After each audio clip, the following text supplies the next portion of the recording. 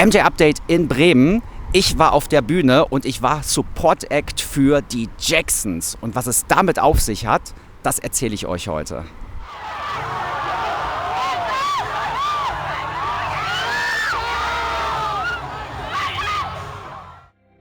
The Jacksons live auf der Seebühne in Bremen mit Sister Sledge als Support Act.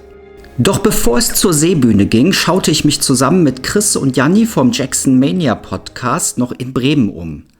Wir besuchten einige der historischen Michael Jackson Hotspots der Stadt.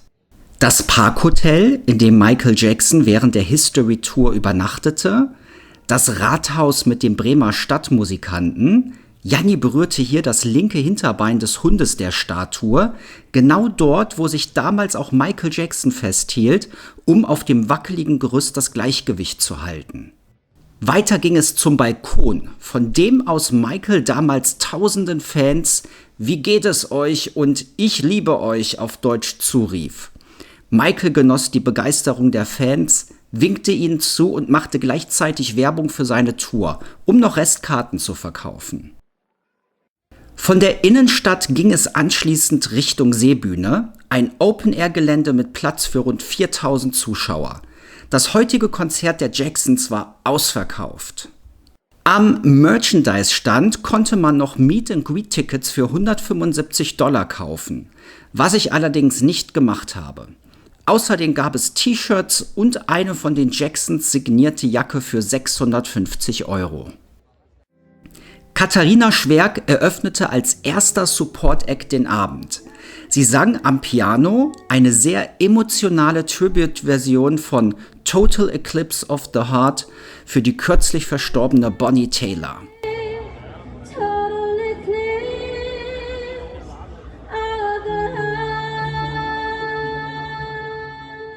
Im Anschluss wurde das Publikum mit zahlreichen „Wusstest du schon" Einspielern über Sister Sledge und die Jacksons informiert. Hier erfuhren wir beispielsweise, dass Sister Sledge bereits 1978 auf der Destiny Tour Support Act für die Jacksons waren. Viele weitere Infos waren mir allerdings bereits bekannt. Zum Beispiel die fast schon überraschende Erkenntnis, dass die Jackson 5 tatsächlich aus 5 Brüdern bestand. Auf der Videoleinwand erschienen anschließend alle Künstler- und Musikernamen, die heute auf der Bühne stehen würden, untermalt mit Musik von Diana Ross. Dann kam schließlich Debbie Sledge, die älteste Schwester von Sister Sledge, auf die Bühne. Sie sang 4 Songs und heizte dem Publikum so richtig ein.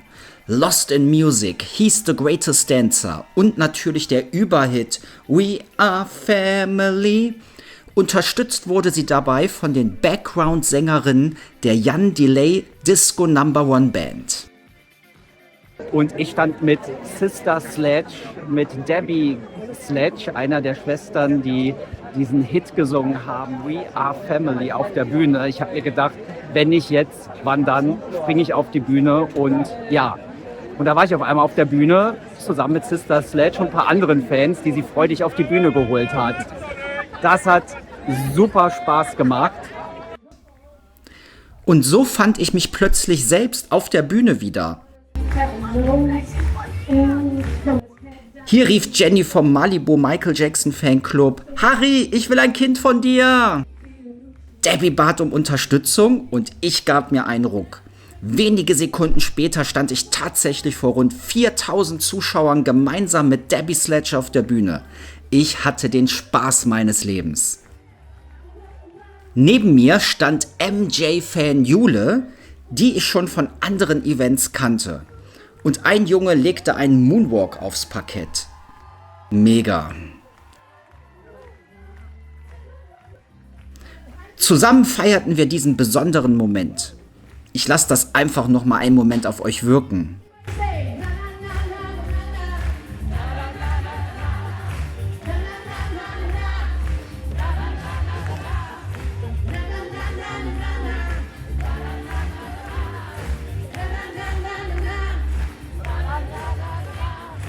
Mega.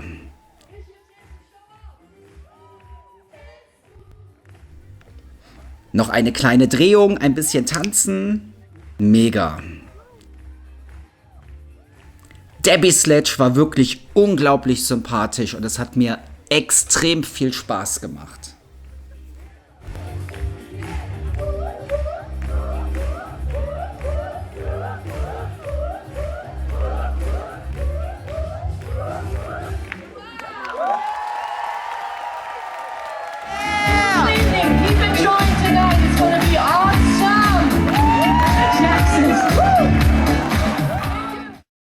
Das waren die Jacksons in Bremen. Ja, wie war das Konzert in Bremen? Die Jacksons haben mal wieder 1,5 Stunden die Bühne gerockt. Es war eine spektakuläre Live-Show. Und so kamen die Musiker auf die Bühne. Das Konzert begann.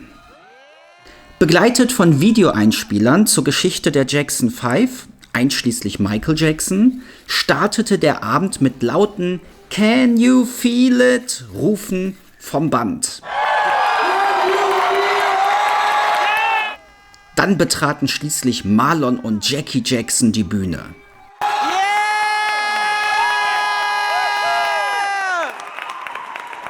Das Konzert eröffnete mit dem energiegeladenen Can You Feel It vom Triumph-Album. Marlon und Jackie gaben vom ersten Moment an alles, tanzten, liefen über die Bühne, winkten ins Publikum und sorgten sofort für die beste Stimmung. Wie war es? Wie hat es dir gefallen? Irre. Also das ist jetzt mein zweites The Jacksons Konzert. Ich war in München vor 2 Jahren und ich fand das hier heute war ich super emotional aufgeladen. Also ich hatte wirklich das öfter mal Wasser in den Augen. Es war super Stimmung, es war voll, es war toll gemacht, die waren fit auf der Bühne. Der Sound war mega, also wir standen direkt vor der Bühne, der Bass hat so in den Bauch gehämmert, das war richtig, richtig gut, das hat mir super gefallen, ich liebe das, wenn der Bass kickt und es war super, also mir hat es mega gefallen und ja. Hast du einen Lieblingssong? Der Abschluss ist toll, also ich habe es ist wie bei den Kein Lieblingssong, nein, es war alles mega, also das Opening, Can You Feel It und so, das ist natürlich mega, weil dann, wenn die auf die Bühne kommen und so, aber kein Lieblingssong, es ist einfach alles super gewesen. Also, ja. Mit diesem Auftakt war die Stimmung sofort auf dem Höhepunkt. Wie hat euch die Show gefallen? Bestes Konzert meines Lebens, beste Lebenserfahrung. Ich habe noch nie einen Jackson getroffen, außer bisher Prince Jackson, aber keinen Bruder. Und es war wirklich toll, muss man sagen. Und sie können immer noch performen und sie sind immer noch einfach am Kochen. Ja, auf jeden Fall. Bei dir, Janne? Ja, es war mein erstes Jacksons-Konzert, tatsächlich. Auch für euch beide eine Premiere. Beide eine Premiere. Ja, und es war der Wahnsinn. Also die Ausstrahlung, die die beiden noch haben, war einfach die Emotionen, die sie auslösen konnten. Ich habe noch kaum Worte, um das gerade zusammenzufassen. Es war einfach eine Wahnsinnsstimmung. Und ja, einfach diese Jackson-Magie, die beide voll verspürt haben. Habt ihr einen Lieblingssong von heute? Welcher Song hat euch am besten gefallen? Ich glaube Shake Your Body. Shake Your Body. Weil das so richtig schön langgezogen war. Das ist natürlich live auch immer Live-Wahnsinn, genau. Shake Your Body live ist jedes Mal ein Erlebnis. Musikalisch, dynamisch und voller Energie. Die fast 15-minütige Live-Version gehört einfach zu den Highlights eines Jacksons-Konzertes. Die Band, die Background-Sänger und natürlich Marlon und Jackie gaben dabei alles. Ich glaube bei mir heute Enjoy Yourself, obwohl ich den Song eigentlich gar nicht mal so dolle feiere, aber irgendwie heute in der Live-Version war der einfach so krass für mich. Ich hatte die ganze Zeit Gänsehaut. Ich wollte eigentlich am liebsten mittanzen, aber ich kann nicht so gut tanzen. Nach Can You Feel It folgten Blame It on the Boogie, Rock With You, ein Cover von Michael und als 4. Song des Abends Enjoy Yourself. Das ist immer so witzig, das finde ich so witzig, wie Marlon und Jackie immer diesen Tanz dabei machen. Ich war witzig. Würdet ihr die Jacksons wieder besuchen? Ja. Auf jeden Fall. Ja. Plant ihr schon? Gedanklich seid ihr schon in London oder in Tunesien und Marokko? Kopenhagen, Mit ja. Latoya noch dazu. Das wäre auch noch Das wäre cool. krass. Die Jacksons kommen im September oder Oktober, irgendwann im Herbst, nach Dänemark und machen dort so ein Q&A mit Latoya. Latoya zusammen. Auf Enjoy Yourself folgte mit Show You the Way to Go direkt der erste britische Nummer-1-Hit der Jacksons. Und jetzt Sie gefallen.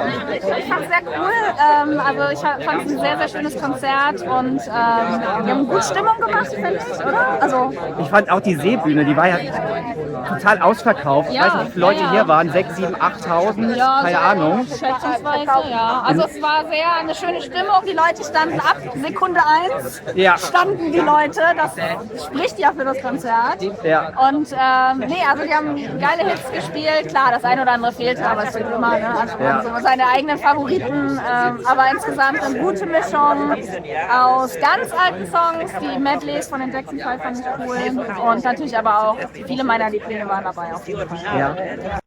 Beim anschließenden Jackson 5 Medley zeigte sich, dass die Brüder ihre legendären Choreografien auch heute noch perfekt beherrschen. Zwar etwas älter, aber immer noch angemessen. Hattest du so einen emotionalen Moment, wo du sagst, das hat dich getoucht? Oder das Ja, als die Gone Too Soon das Video eingespielt haben, wo sie wo sie Tito, Michael und Joseph immer anhand von Fotos dargestellt haben und eben gesagt haben, wir erinnern uns mal eben an unsere Familienmitglieder, die schon gestorben sind. Ja, das war sehr Da war emotional. ich so kurz davor. Aber ja, genau. Ansonsten habe ich eher genossen, richtig Party zu machen. Ja, und das war auch. Die Stimmung war super, Party war ausgelassen, hat mir auch richtig gut gefallen. Ja. Und ich habe die Hände berührt von Jackie und Marlon. Ja, ich auch. Wir sind dann noch so nach vorne gerannt zur Bühne, als sie dann beide vorne waren, die Hände geschüttelt haben. Und ich habe irgendwie so beide. Sehr cool. Hier kam einer meiner persönlichen Momente des Abends. Marlon und Jackie liefen an der ersten Reihe entlang und schüttelten Claire und mir die Hand. Was für ein unglaubliches Erlebnis.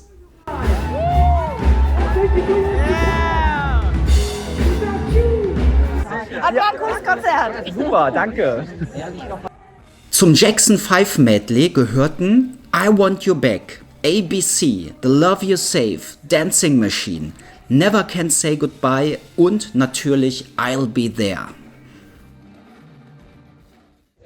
Aber ich glaube hier, Jenny möchte bestimmt auch noch irgendwie was dazu sagen. Zu deinem Mega-Auftritt auf der Bühne? Ja, Mein aber, Auftritt? Ja, aber ich war Fan. Wir haben geschrien, Ari. Ich habe euch gehört. Ich habe sogar gerufen, Ari, ich möchte ein Kind von dir. Was? Nee, das Ja, habe ich nicht gehört. Genau, ganz genau.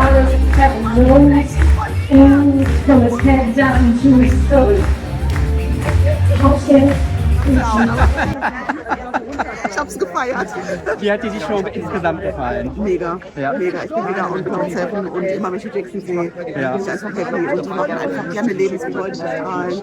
Alles die Songs, die man kennt. Und es ist einfach immer wieder wunderbar. Und du hattest ja auch schon direkt mega Glück, als du hier ankamst in Bremen. Ja. Du kamst an, im gleichen Moment kamen Jackie und Marlon Ja, wir an, haben uns ne? eigentlich schon das Parkhotel angeguckt, weil Michael da ja mal war. Ja. Und dann sind wir da angekommen, ich kam mit dem Auto an und dann ruft Bonnie schon neben mir, Jenny, da ist Marlon. Und da haben wir seine Cappy gesehen. Ja. Ich stand direkt vorm Hotel und wir konnten halt dann direkt sagen, Welcome to Germany.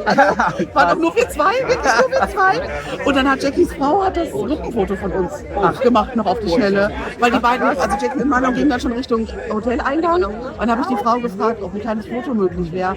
Und dann hat sie noch hinter ihm hergerufen, Honey, ist it okay to make a photo with the girls? Oh, das ist aber nett. Und dann die beiden so, yes, okay, Ja. quick Foto. Und dann haben wir unser Foto bekommen und das war halt so ein Moment. Und das Witzige war, als wir zum Parkhotel gefahren sind, habe ich mich zweimal verfranst mit dem Navi. Also mein Navi hat mich zweimal so ein Viereck fahren lassen. Und irgendwie ist das komisch, weil wir kamen ja zur richtigen Sekunde. Als hätte irgendjemand Ja. von oben gesagt, Der hat euch gesteuert. dass die noch mal eine Minute später kommen, weil sonst verpassen die sich. Ne? Ja. Also das war wirklich ein schöner Moment. War toll. Ja, richtig toll. Was Aber hat dir das, heute vom Konzert am besten gefallen? also wirklich das Gesamte wieder. Also einfach auch die Lebensfreude von Marlon, wie er rockt, wie er tanzt, wie er die Leute so mitnimmt. Der nimmt die echten mit, der macht das gut. Ja. Jackie auch, super, die beiden wieder, das ist einfach, viele sagen immer, es sind nur noch zwei, aber ich finde, die beiden rocken das so gut und bringen so viel rüber und dann auch die Einspieler von den Jacksons, von Catherine, von Michael, von Tito. Da sind dann auch so emotionale Momente dabei. Und ich bin denen auch nicht böse, wenn jemand einen MJ-Song singt, weil wenn es einer darf, dann die beiden. Und es hat einfach wieder unfassbar viel Spaß gemacht. So viele bekannte Gesichter von früher, von heute. Ne? So. Der Merchandise stand ist. Mein Highlight war das Ami auf der Bühne. Ja. Hör mal, du hast einen eigenen Fanclub. Nächstes Mal machen wir auch mal wieder Karten. Es hat super viel Spaß gemacht. Also ihr merkt, also hier, es war richtig voll. Anders als in München im Zirkus Krone, wo, weiß ich nicht, 1000, 1500 da waren. Und hier, diese Seebühne ist gigantisch groß. Also ja, wie auch immer, ich empfehle euch, wenn die Jacksons nochmal kommen, schaut sie euch an. Mein persönlicher Höhepunkt des Abends war ganz klar die Live-Version von I'll Be There. Ich liebe diesen Song einfach.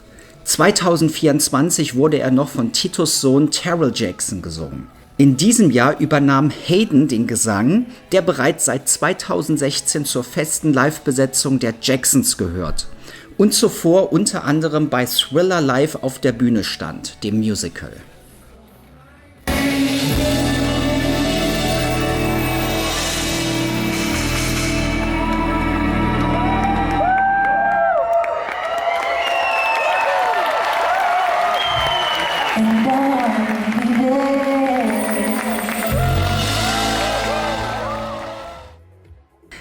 Abschließend zu Thriller sorgte ein großes Feuerwerk für einen weiteren Gänsehautmoment. Das Publikum und ich feierten begeistert mit.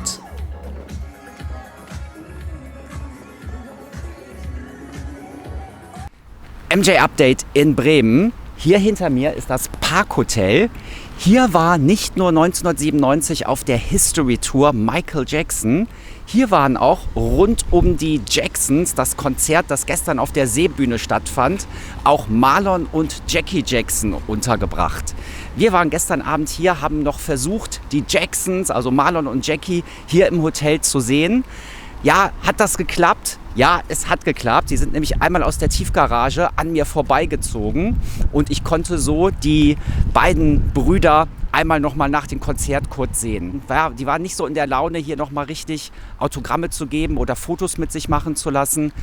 Dafür hatten die keine Zeit, kann man auch verstehen. Die standen über 1,5 Stunden auf der Bühne und nachdem die Jacksons fertig waren, haben die noch über 2 Stunden Meet and Greets gegeben und sich mit Fans fotografieren lassen. Nach diesem ganzen Trubel, nach dem Konzert, nach der Autogrammstunde, sind die Jacksons dann irgendwann gegen 2 Uhr, ich habe keine Ahnung mehr, Raum und Zeit verloren, gegen 2 Uhr kamen sie in etwa hier an und sind dann in die Tiefgarage reingefahren. Ich war in der Hotellobby, bin dann mit jemandem mit dem Fahrstuhl runtergefahren und wir hatten Glück und haben sie dann da noch gesehen.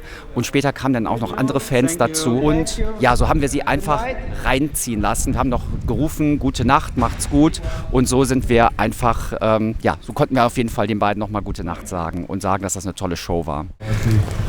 Ich bin jetzt vorne vor dem Parkhotel und hier sind ja die Jacksons, Marlon und Jackie Jackson, die sind immer noch da, habe ich gerade erfahren. Und hinter mir stehen sogar die Autos von den beiden, mit denen sie sehr wahrscheinlich gleich zum Flughafen gefahren werden. Angeblich soll Jackies Frau mit den Kindern gerade eine Radtour hier machen. Und von hier aus geht es für sie nach Tunesien, weil in Tunesien finden die nächsten Konzerte der Jacksons statt. Natürlich durfte auch Michael Jackson an diesem Abend nicht fehlen. Besonders emotional waren Rock With You, gesungen von Jackie Jackson, sowie die zahlreichen Video- und Fotoeinspieler von Michael. Sehr bewegend war außerdem das Gone Too Soon Tribute für Tito, Joseph und Michael Jackson. We have put together a little video of the loved ones in our family that we've lost. So we hope you enjoy this video and memories of my father, my little brother Michael, and my twin brother Marlon, Brandon. You know, I was named after Marlon Brando. My mom was a big Marlon Brando. So I was Marlon, my twin brother was Brandon. But I hope you all enjoy these memories. Let's do this.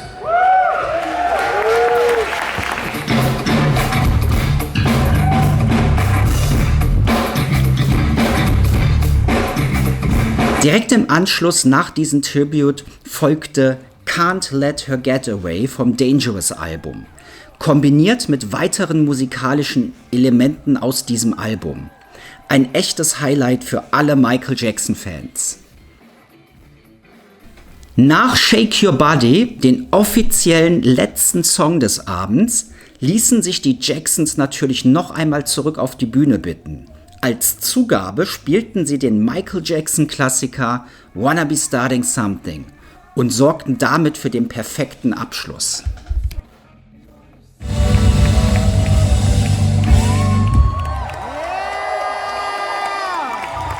Damit ging ein ganz besonderer Konzertabend zu Ende. Für mich war es bereits das zweite Jacksons-Konzert nach dem Auftritt 2024 im Zirkus Krone in München. Auch dazu findet ihr auf meinem Kanal bereits ausführliche Videos. Zum ersten Mal erlebte ich Jackie und Marlon diesmal ohne ihren Bruder Tito Jackson und ohne ihren Neffen Terrell. Trotzdem hat mich die Show absolut überzeugt. Vielleicht lag es auch an dieser besonderen Atmosphäre. Open Air, ausverkauft, erste Reihe, unzählige Gänsehautmomente. Für mich war es ein unvergesslicher Abend. Wenn ihr die Möglichkeit habt, die Jacksons einmal live zu erleben, dann nutzt sie. Ich hoffe jedenfalls, dass sie noch oft nach Deutschland zurückkehren. Wenn ihr ebenfalls in Bremen dabei wart, schreibt mir eure Eindrücke gerne in die Kommentare. Und falls ihr die Jacksons noch nie live gesehen habt, in welcher Stadt würdet ihr sie gerne einmal erleben? Schreibt es mir unten in die Kommentare. Damit verabschiedet sich MJ Update aus Bremen. Ich wünsche euch jetzt eine wunderschöne Sommerzeit. Macht's gut und bis zum nächsten Mal. Ciao. I know some of y'all said, okay, which ones were in the Jackson 5? Can I get a picture of the Jackson 5 up there? Those are my brothers. And your far left, my brother, Jackie Jackson. Next to him, myself, I'm Marlon Jackson. My baby brother in the middle, Michael Jackson. Yeah! My big brother, Terriano Tito Jackson. Yeah! And my big brother, Jermaine Jackson. Yeah! I'll let you know about the rest of these guys up here a little later in the show. But you guys are y'all ready to party and do something? Party? They act like they don't know what party is. Let me tell you what party is. See these guys up here? That's all they do is party. We go to Indonesia, they party. We go to Morocco, they party. We go to China. Wherever we go, they party. But you know where they party at? Right here on stage, that's where they party. You see, when you come to a Jackson show, not only are you out there watching this show, but you are part of this show too. And this is one of those sections when I ask you if you're ready to party, you're supposed to answer me at the top of your lungs as loud as you can, yes. So I'm gonna ask you one more time. Are you ready to party?